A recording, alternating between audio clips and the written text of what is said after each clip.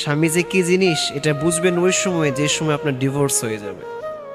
এই জন্যে শুধু কথায় কথায় নিজের মা বোনের কথাতে, নিজের অন্য আত্মীয় স্বজনদের কথাতে নিজের স্বামীকে পর ভেবে তাকে ছেড়ে দিয়েন না।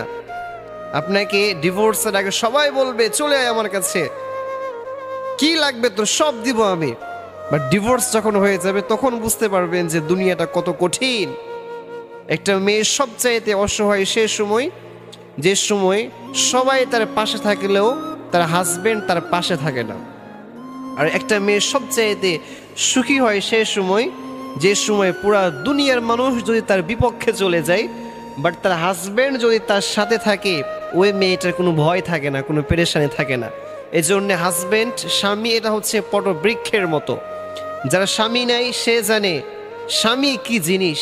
এজন্যে প্রিয় কলিজার টুকরা বোন, স্বামীর মুখের ওপর কথা বলে স্বামীকে কখনো প্রেশার ক্রিয়েট করবেন না।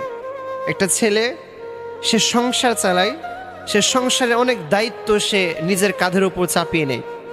সে আপনার মুখে 2 মুঠো খাবার তুলে দেওয়ার জন্য দিনকে দিন নাই, রাতকে রাত নাই, সারা দিন সারা রাত সে স্ট্রাগল করে যাচ্ছে, পরিশ্রম করে যাচ্ছে।